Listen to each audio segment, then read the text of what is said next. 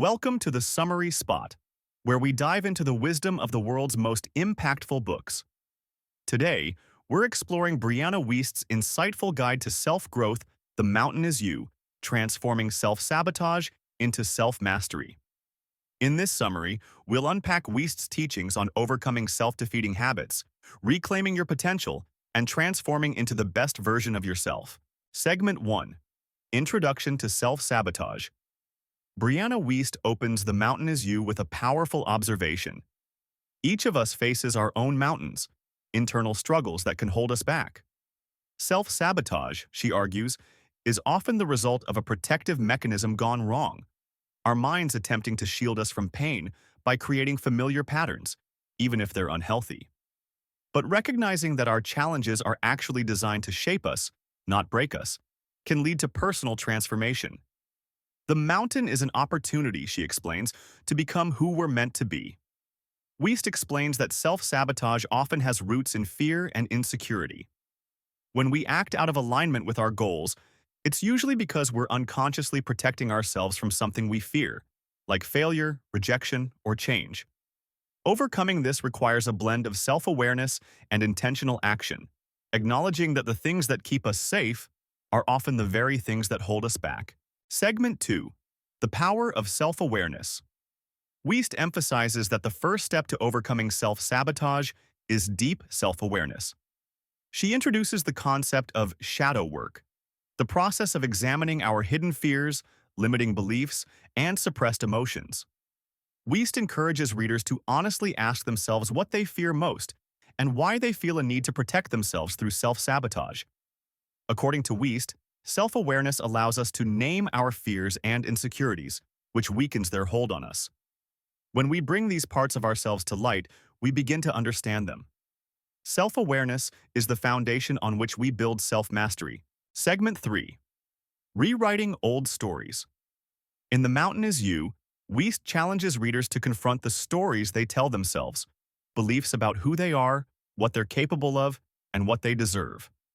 These narratives, she explains, are often formed during early life experiences and can become deeply ingrained. They shape how we perceive ourselves, influencing everything from our relationships to our professional lives. Wiest invites us to become the authors of our own lives by identifying and rewriting these old stories. Are you telling yourself that you're not good enough, unlovable, or destined to fail?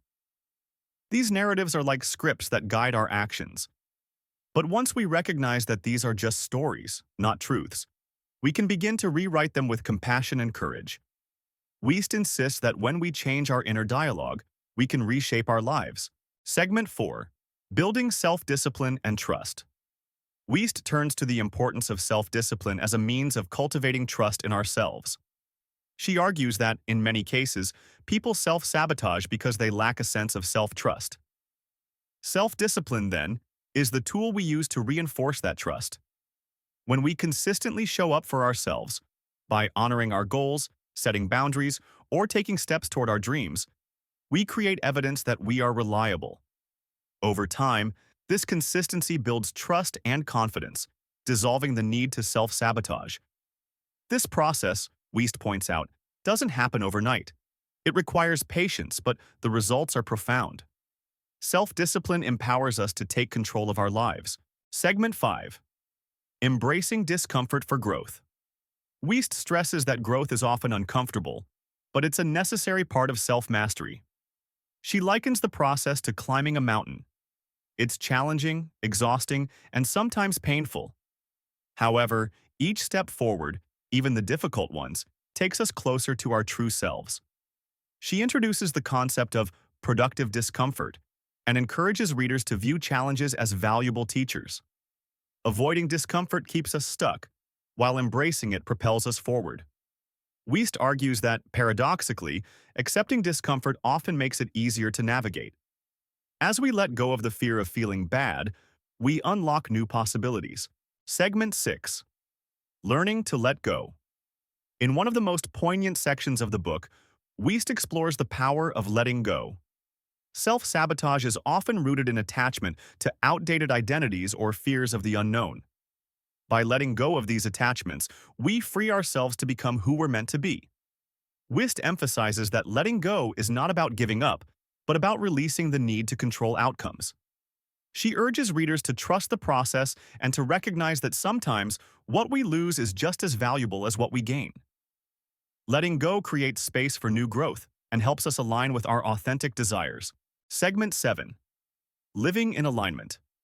Wiest defines living in alignment as acting in harmony with our true selves. When we live authentically, we no longer need to self-sabotage because our actions, beliefs, and goals are all in sync. This alignment brings a sense of peace and fulfillment. In the final sections of The Mountain is You, Wiest offers strategies for cultivating alignment in everyday life. She advises readers to continuously check in with themselves, to ask if their choices are supporting their highest good. By living in alignment, she says, we build lives that reflect our deepest values and desires. Conclusion. To wrap up, The Mountain is You offers a compassionate yet challenging roadmap to self-mastery. Brianna Wiest reminds us that self-sabotage is not a flaw, but a survival mechanism that we can transcend through self-awareness, rewriting our narratives, building self-discipline, embracing discomfort, and learning to let go. This journey transforms our internal mountain into a path to personal power. Remember, the mountain isn't there to block your path. It is the path. If you enjoyed this summary and want more insightful book overviews, don't forget to subscribe, like, and let us know which book you'd like us to cover next here on the Summary Spot. Thank you for listening, and we'll see you in the next one.